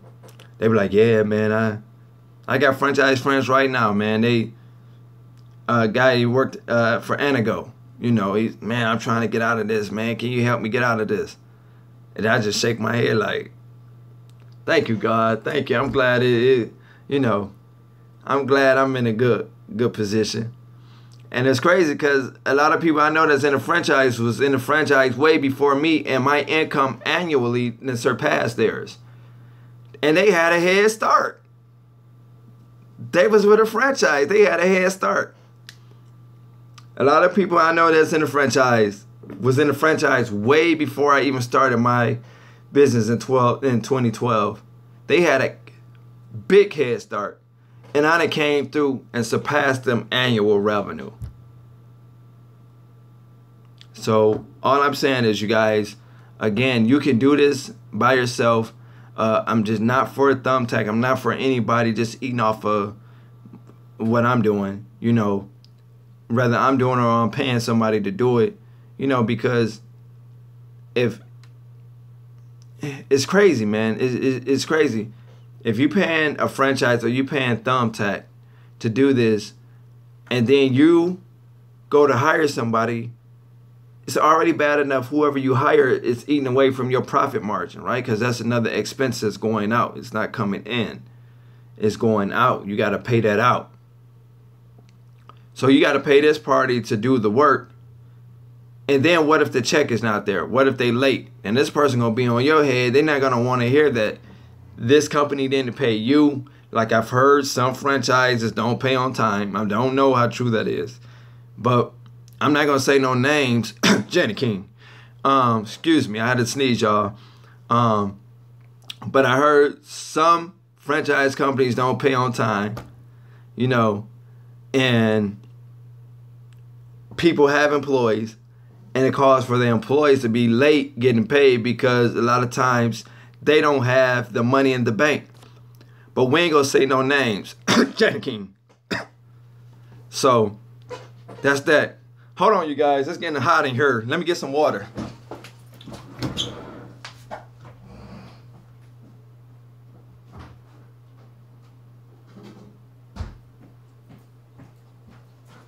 It's a pretty good one tonight, you guys. It's a pretty good one tonight.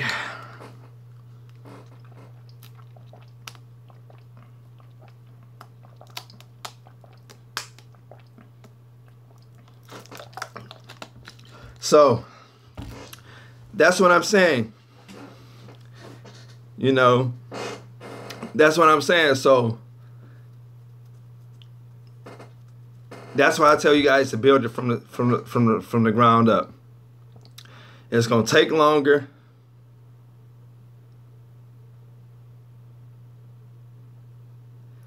Yeah. You know, it's gonna take a lot longer, dude. But at the end of the day, you'll be grateful you did it yourself. You'll be able to pride, you know, your children and your family. The fact that you did it yourself. I mean, it's a lot of hustle. It's a lot of hustle. And see, Janet King and the franchises and, you know, Jam Pro and a lot of these companies, man, they make it seem easy because they have a brand name working for them. They have salesmen that's been doing it for a very, very long time that's not afraid to go into these facilities and acquire, you know, business and talk business. The thing is a lot of times these franchises go in charging low on these accounts. They charging these companies low wages, right? So they're just getting a peanut. So it's sometimes hard to compete with the franchises because they go so low that if you go any lower than them, you can't make a profit. So here it is, the franchisors is making all of the money because they bidding low, but they paying you shit out of the money. Like literally globs of shit, that's what they paying you, right? You're not getting your real worth. You're getting what they feel that you is worth, right? Same thing with Thumbtack and this. You got to pay these guys. Then they want to monitor everything. Fuck, why? I'm like, they like cash money. Man, I'm like Lil Wayne, man. Just pay me my money, man. Just cut the check. Just pay me my money. You heard me? You know, I want to see it all. You heard me? Just pay me my money. I'm like, cash dog. Pay me my, you know. And that's how it is, man. You guys, and I'm making fun of it, making light of it to keep it entertaining. But the whole premise of this all is that you want to be the person that put the bid in. You want to be the person that put the numbers in and get what you feel you're worth. If you tell the man you would clean this facility for $200, that's what you feel you're worth for this particular facility. Because your next facility might be $900. That's what you feel like you're worth for that facility. No one is eating off of that. You don't owe nobody but your employee and a tax man. You don't have no royalties cut. You don't have no extra, and especially if you're using my agreement. Using my agreement, we set you up to win. You ain't got no long-term contracts, no way out, this and this and that. They want to charge you fees to break the contract and this. No. You get your little agreement, something like mine. I put my people on 3 months, and then after that, it go month to month. If you do a good job, they're not going to let you go no way. And if they do let you go, you know, it's okay, cool. They give you a 30-day notice. You got a whole nother 30 days to prepare yourself and prep yourself for the out. Okay? If they just fire you, say fuck you in your contract, it's nothing that you can really do on that. You could take them to court and get it, but is it worth it when you got to pay the court fees, this, that, and the third? Okay, so I like to make it easy for people. It's no different than AT&T and Verizon. They put you under this 2-year agreement. And you say, shit, man, I get tired of paying these high fees. I want to go to T-Mobile, man. I swear to God, I want to go to Metro PCS. But you can't necessarily go to Metro PCS and T-Mobile right now because you're under this 2-year agreement. So you got to wait a whole 2 years unless you're going to pay the $350, $400 to get out of the contract or whatever it is to get out, to break the lease, and then you can move on. And if you don't pay it, it's going to go on your credit report. Right? So that's what I'm saying, you guys. You want to be, again, that's why I tell you how important paperwork is. I had a guy that called me. He's seen my live the other day. He called me today. He said, man, shit, I want to buy all your paperwork. Whatever it is, man, I want to buy. I gave him a discount. I gave him a deal. Because I know how important the paperwork was. I had generic paperwork when I first started. So over time, I had to build this stuff up myself. Right? I had to build this stuff up. But I know how important it is with the paperwork.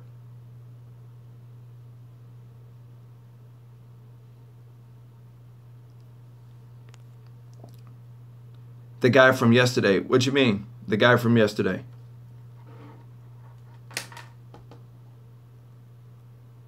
But yeah, like I say, you know, he said, man, look, say, I want to make it easy, bruh.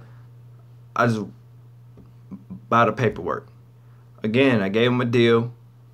He sent the money. Paperwork would be going out to him. It was kind of late in the day when he sent it, so the paperwork would be going out to him first thing in the morning. All he got to do at this point is make copies of it. You know what I'm saying? And he's pretty much set from that standpoint. But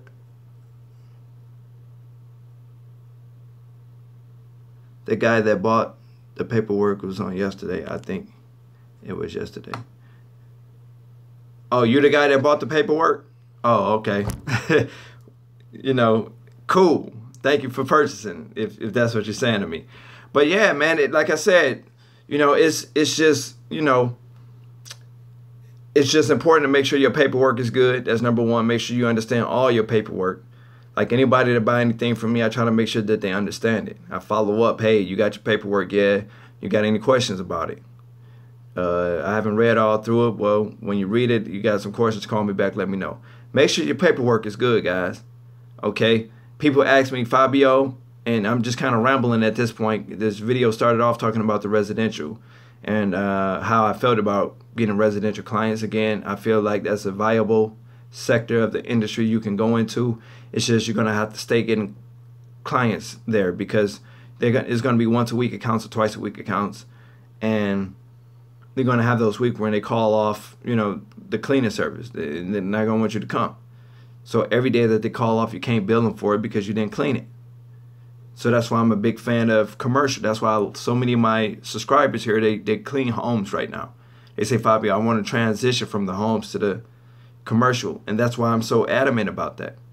You know, again, you know, it's just one of those things, you guys. It's one of those things, but it's going to take a lot of action, you know, to progress, and it's going to take a lot of determination. You're going to have to stay determined, stay at it.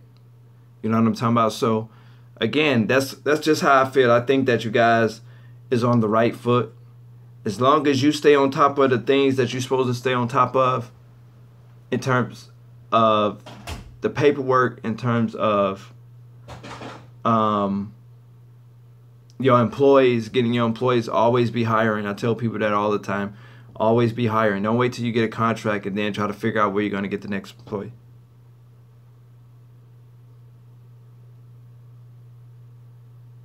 No, you don't have to have a lawyer to do the paperwork. It helps, you know, with certain clauses and certain things, but you don't have to have a lawyer. I sat down with my lawyer to do my contract though, and it cost me about $2,700. Okay, which I didn't want to pay, but I got tired of getting fucked over, so I had to pay that. And that's been some years now, and I haven't had to change my contract since. But no, you don't need. You could have just a basic agreement that you find online, and that's just as binding. The only thing about basic, it don't say much. I, such and such, agreed to hire this, such and such a company, that date, the monthly amount, whatever clause for however long, month to month, whatever, however long, sign date, they sign date, that's it. It's just a generic agreement, okay? So, you know, and it's easy for them, it makes sense for them. Generally speaking, they don't have a problem with that. The easier the paperwork is, they can get you right in because they're not worried about it anyway. At the end of the day, they're not really worried about the paperwork. They're going to sign the little agreement, make sure the check is there, and then you're on a rocket from there. Okay? But like I say, if you want to make a considerable amount of money, you can either make it big, getting big accounts and targeting big accounts. You know, like if you're under my lead generation program right now, and you're sending your leads, man, send us some big contracts. Don't just keep sending us little shit. Like send us some corporations if you feel you got the manpower, like this. You know, you can either make the money in volume with smaller to medium-sized accounts, which I would suggest, right? because smaller accounts you can handle if you don't have a huge manpower, if you don't have a huge employee base, right? Or you can get bigger accounts like this and you can make $10,000 on one account, right? $9,000, $11,000, $16,000. It's doable because these companies have the revenue, they have the money to pay it. Okay, so you can make that type of money. Literally, I'm really dead ass serious. You can make that type of money. I never thought in my wildest imagination that I would get an account like this. And I got this account on what I call intuitive marketing. In other words, I was driving down the street right by this facility and I just hopped out. I pulled over, hopped out, came in, rang. They got a doorbell and everything here. I rang the doorbell, came through, been intimidated because there's a bunch of suits and everything. You know, I'm like, yes. Who would I speak to in regards to commercial cleaning for the facility? I got this on a humbug. Driving down the street, I was not targeting this company. This company right here pays me between $10,000 to $15,000 monthly. One account. $10,000 to $15,000 monthly. Okay? And all I was doing is driving down. I didn't send them a flyer. I didn't cold call. I wasn't even in the area to go door to door. I do what we call intuitive marketing. In other words, I went with my intuition. I didn't know what the company did because it's just a brick company. They don't have the name on the company. They don't have the name on the company. I didn't even know if I was at the right building because it's 4 buildings. Well, actually, I'm sorry. Down here, the main building is down the street. They got a sign in their yard, the name of the company. But where I was coming from the direction I was coming from wasn't no name. It was just an address. So I hopped out. I'm like, well, this looked official right here. This looked like the place that I will go. Actually, the administration building down there where the sign is the place that I was really supposed to go to. But they helped me right here in the same building that I'm in. Rang the doorbell, intuitive marketing. I got it on a humbug. It took me 3 weeks. Back and forth, back and forth. You know, the paperwork, this, do you have insurance? I'm like, yes, this and that. Going through that. Now I didn't have this. Go ahead, watch some of my old videos. You would see it used to be a door right here. It looked kind of shabby, kind of, you know, same company. Now they had them. If you check the dates on those videos, the years on those videos, you'll see approximately about how long I had this contract. $10,000 to $15,000 monthly. This one account. I got another account, $9,000 and this and this and that. And then I got my $300 accounts, my $500 account, my once a month accounts that we make $250 on, right? We just clean it once a month, right? So you have these different accounts. Again, you can make it up in volume with small to medium sized accounts, or you can get big volume if you target big accounts. So again, if you guys are in my lead generation now, you're sending me small and you're not really getting too much traction, give us some big accounts. Give us some big accounts, but only do it if you feel like you have the manpower.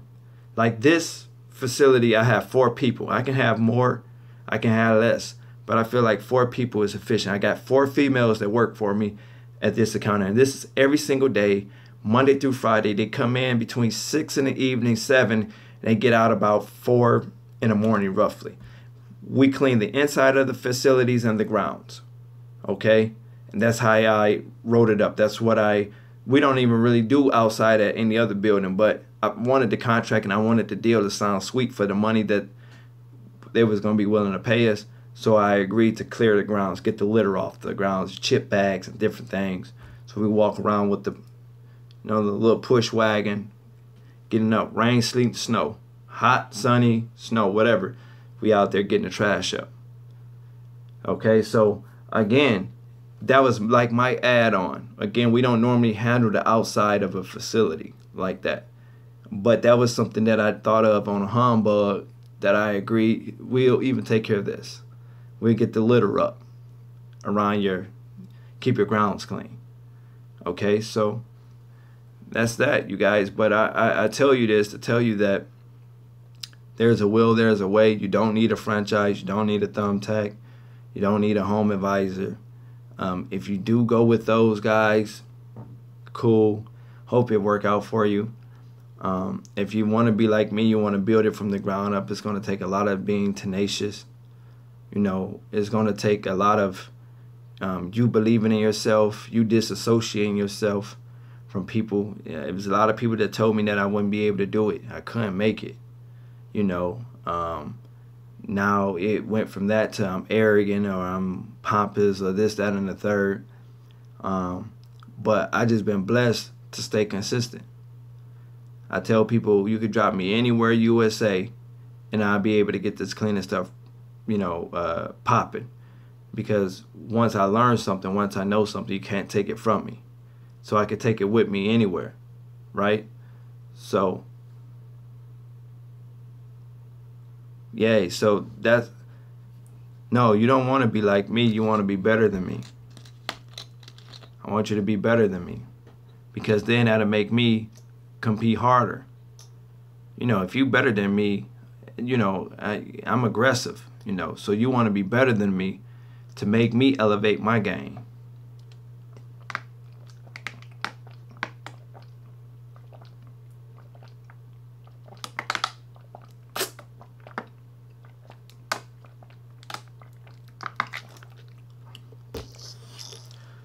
But I understand where you're coming from.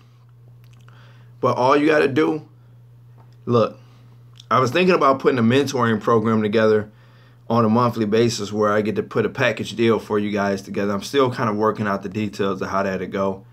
Where once a month for 12 months, I put a little package together and I get to work, you know, like hands-on with you guys on a more consistent. Because I find, to be honest, man, I find that people that listen to me on YouTube, yeah, it's cool.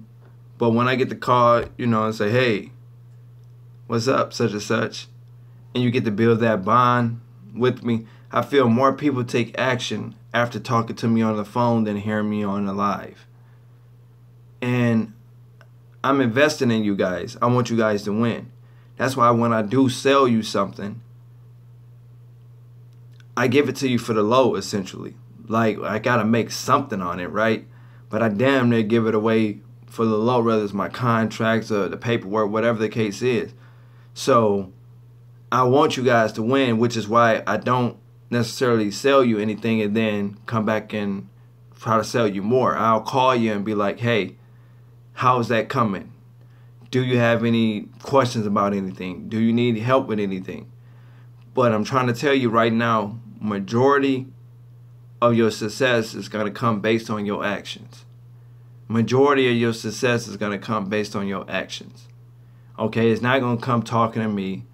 It's not going to come through YouTube. This is a help because you can use this as a learning mechanism, as a learning tool based on my experience and the experience of others to know how to work the business and how to get new contracts and new accounts. But at the end of the day, your success is going to come based on your actions. Okay, how much you get out in the field. Fabio, is hard. Fabio, I haven't got any. You got to think. You got to think. If you're not getting any traction in your area, it's time for you to branch out to another area. If you're not getting any traction branching out, it might be time for you to jump state. I did it. You can do it. Well, I don't have no family in Detroit. Well, so it could be business in Detroit. I don't have no family in Phoenix. Who cares? Like, I didn't have no family that I knew of or that was close to me that I could say, hey, what's up, cuz? When I moved to Toledo, and I did. I moved to Stone Mountain, I did. I moved to Texas, and I don't talk a lot about Texas because Texas was a failure for me. Like, I was too cocky. I felt like I was supposed to get accounts when I thought I was supposed to get accounts, and when I didn't, I left Texas. I stayed in Houston for a little bit in the Galleria district. If you know about the Galleria district, you know that's probably one of the most expensive areas of the city to stay in, the Galleria district. So I stayed in the Galleria district. I'm paying this rent, it's a nice scenery and everything, but I wasn't getting contracts as quickly as I thought. So I just upped and moved. I got the money, so I just up and left. I stayed in VA, got it popping. I stayed in Portsmouth, a little more smaller town, man, got it popping. Stayed in South Beach, got it popping. But again, I was willing to take a risk. Take a risk. Whether you got a family, you got kids, sometimes change is okay. It's scary, but it's okay to have change sometimes. Well, Fabio, I can't leave my mama. I knew her since birth. I knew mine too, but you know, yeah, we gotta you gotta go for your goals. You gotta go for your goals. It's nothing different than somebody that graduated from high school and they rather, instead of going to a university outside of their state, to another state, or you know, they have a better program, they decide, well, you know what, I ain't gonna go. I was gonna go to UC, University of California, whatever. I decided I'm gonna just go ahead. I'm gonna just stay in. I'm gonna go ahead. I'm gonna just stay in Chicago. I'm gonna just go to community college here in Chicago. Why are you going? Because you're comfortable in Chicago. That's your surroundings. You're comfortable. But what you really need to do is really go to the other side of the state. But see, your comfort. Comfort is the enemy of achievement. Comfort is the enemy of achievement. It's when you get so comfortable that you don't do anything. Right? And then before long, 3 years done pass, 5 years done pass, 8 years done pass, and you haven't got nowhere. Step by step, you haven't got nowhere. It seemed like 2016 year. Some of y'all know I'm telling the truth. It's 2016 Christmas. It was just like 2017 Christmas. 2017 Christmas is going to be just like 2018 Christmas. 2018 Christmas it's going to be a domino effect if you don't change, guys. It's going to be a domino effect if you don't change. And you can't blame, we blame Barack. All right, so Barack is out of there. You know, we blame Trump. I don't know if he's going to make it out or what's going to happen, but it seems like he's on his way out. Right? So whoever come out to Trump, so we're going to just keep blaming people? When are we going to take responsibility for our own actions? What the mind can conceive and believe, the mind can achieve only if you take action. What the mind can conceive and believe, the mind can achieve if only you take action. Again, that's where your success is going to come, guys. That's where, and I always have to end with a lot of motivational stuff, because motivation is really the key, the main hub of the business besides marketing. See, you can market, but if you're not motivated, if you have no motivation to market, you're not going to market. And if you're not marketing, you're not going to make money.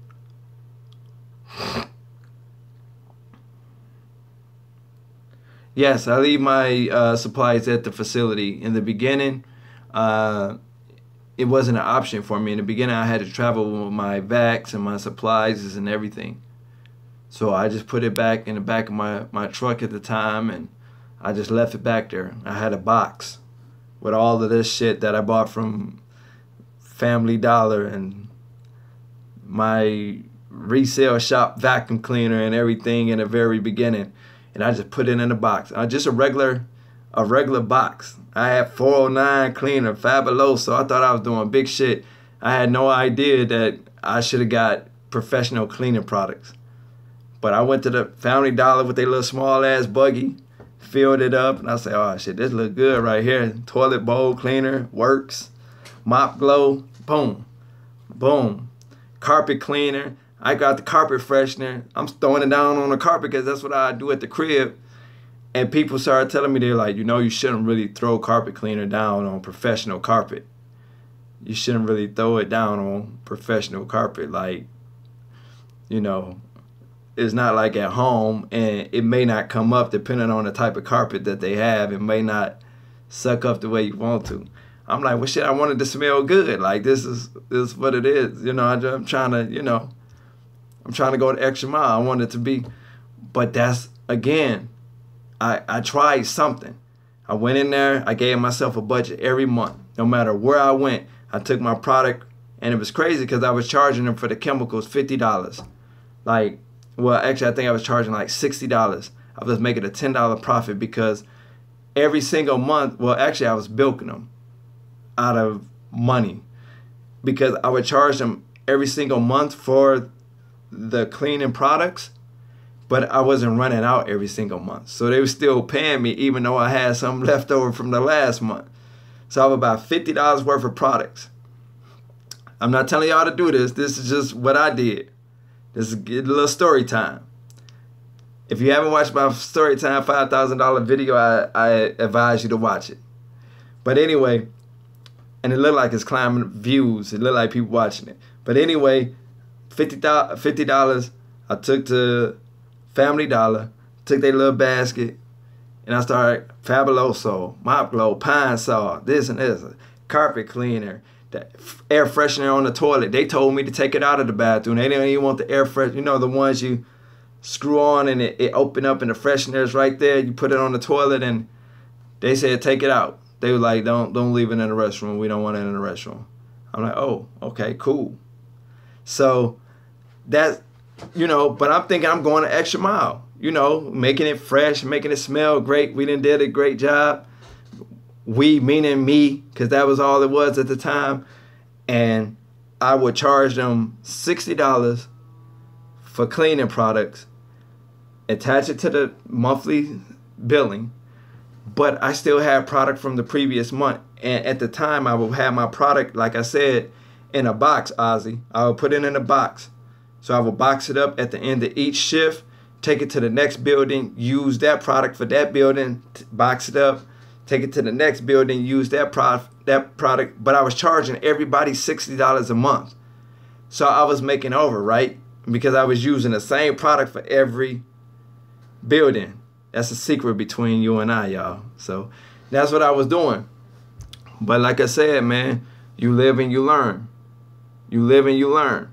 So, I mean, it just is what it is. You know, eventually I started upgrading my vacuum cleaners. Not too much, because I would use the Dirt Devil, which is what we currently use. They're lightweight, they pick up really great, and they're not all that expensive, and I get to write it off as a business expense. I don't get tired. I don't get tired. All right, you guys, I'm going to go ahead and let you go. If you guys got any questions about anything, you got any deals on the table that you want to know about, get some answers to, get some direction with, go ahead. Hold on, is somebody still in my car? Hold on.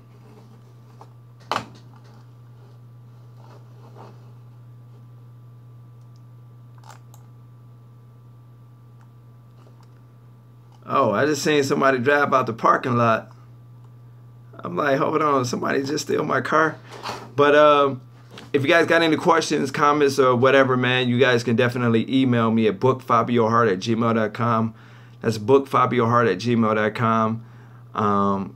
Questions about anything, you know. Like I say, the main thing is to stay motivated. Learn as much as you can learn. You know, whether you use Google, whether you buy a book, whether you use in YouTube, learn as much as you can learn.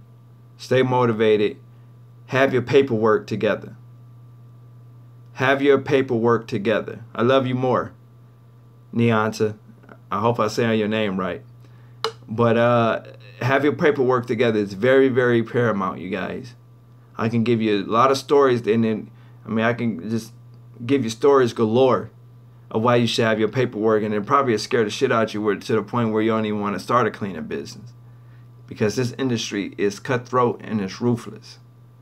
Okay, it's cutthroat and it's ruthless. Okay, but once you solidify yourself in this marketplace, and once you stand for something, you will make an absolute fortune. You will make an absolute fortune. The object, to be honest, the absolute object of the game is to get your employees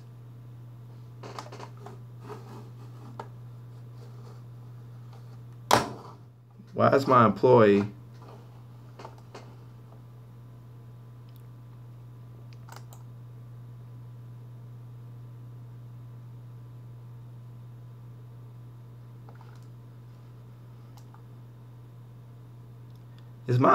twerking? All right, guys, I gotta let y'all go.